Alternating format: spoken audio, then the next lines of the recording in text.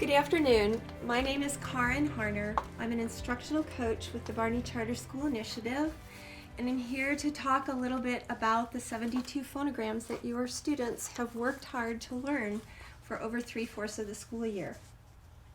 The program they have worked with, the curriculum, is explicit phonics and works with specific letter sounds. It's ideal that it's taught in class, but right now, obviously, that is not the case.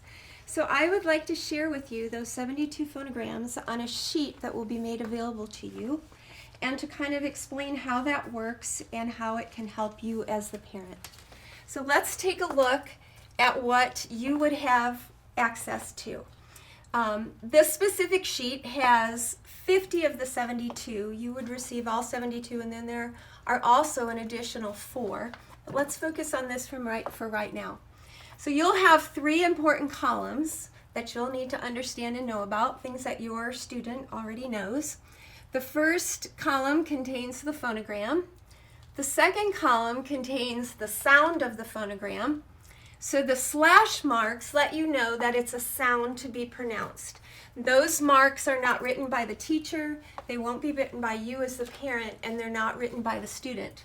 They're simply there to let you know that that is a sound.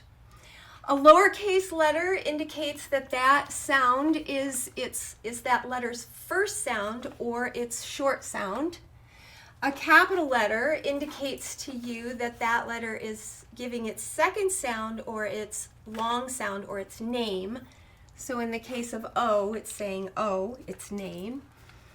And then there are also included with some of those, as students move on, longer definitions that go with that sound. And your students have learned all of this.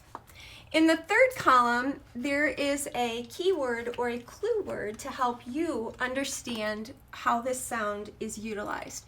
So students have not learned these words. They are simply there as a reference or a guide for you. So for example, the phonogram C says k as its first sound and s as its second sound. It's k in car and s in city. So each sound has a word to help you understand how that works. Let's go ahead and go through the first 8 just to understand that a little bit better. So we looked at C. Let's look at the phonogram O. So it has 3 sounds. The first one is ah in not. The second is O in no. And the third, so if you see this funny double O and you're wondering, my goodness, I don't know what sound to tell my student that is, you have a word over here to help you. And you will know from the word to that this double O signifies that the sound is oo. And for the letter G, or the phonogram G, we have G in get and J in giant. D, did. A has A in at, A in ate, and awe in talk. So let's see, let's go on. So S will have S as its first sound in sit, and Z in has, F, and then I will have I as in it, I as in fine, and E as in machine. So you have this understanding of each phonogram, the sound that it makes, and then a word to help you understand what that sound is. The next part I would like to share with you is that your students have also learned how to mark all of these sounds within a word. So if you have a paper and a pencil, this is a time where you are going to be taking some notes. So students learn, in addition to the sounds and some of the definitions that go with the sound, they learn that they underline phonograms of 2 or more letters. So they are going to underline wherever they find 2 or more phonograms together. They also learn that a phonogram's first sound is not marked. So if the C is saying k, if the O is saying ah, if the G is saying g, if the A is saying ah, it's not marked in any way. It's just a known that it gets nothing there. So I would not put anything by this O because it's saying its first sound in not ah. Sounds other than first sounds are numbered. So in the example of scent and great, this C is going to get a number 2 because it's the second sound that you hear in that phonogram. So students have learned that they put a little number 2 above that letter.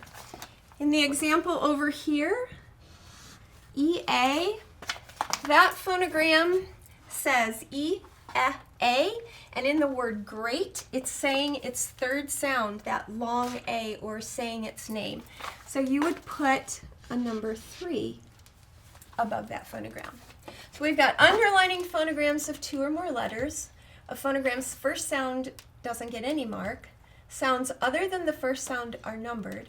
Students have also learned that they underline a vowel when it is saying its own name.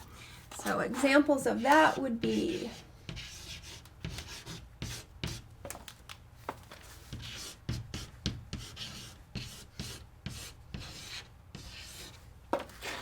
the A in crazy is saying its name, A, so it gets underlined. The I in find is saying its name, so it gets underlined.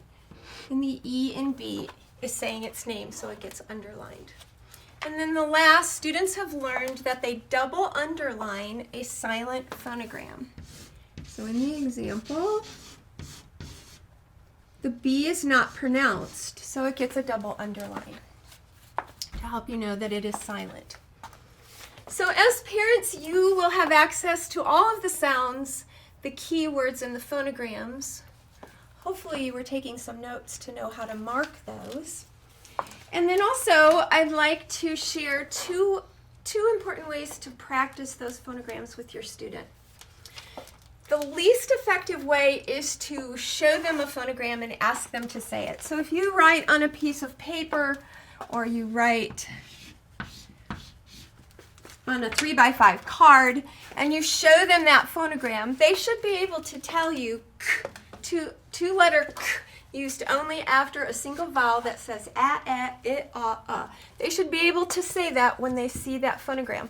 So that's one way you can practice. You can go through and give them each phonogram and they should be able to tell you the definition or the sound that goes with it.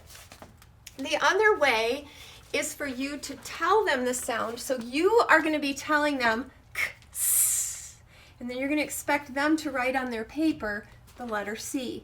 Or you might say, the of her, and they will write ER on their paper. So 2 different ways that you can practice. So hopefully this is helpful as you go back and you review and practice phonograms and spelling words with your student during this time. When you're at home, you have phonograms, you have markings, and one other thing that I'd like to make you aware of is kindergarteners have learned and mastered all the way to number 26. They should know those phonograms inside out and backwards. They're introduced to the next 20, so they know those as well, and they work with them. They're not quite as solid on them. And at the very end of the school year during kindergarten, they are learning those last 26 phonograms, although those aren't expected to be mastered. First graders through 6th graders should know all of these and be able to mark them within a word. So if you are at home with a student that is in one of the upper grades, use this chart, provide them with words, and give them the opportunity to practice those phonograms. I hope you find this helpful as you're spending time at home. Thank you.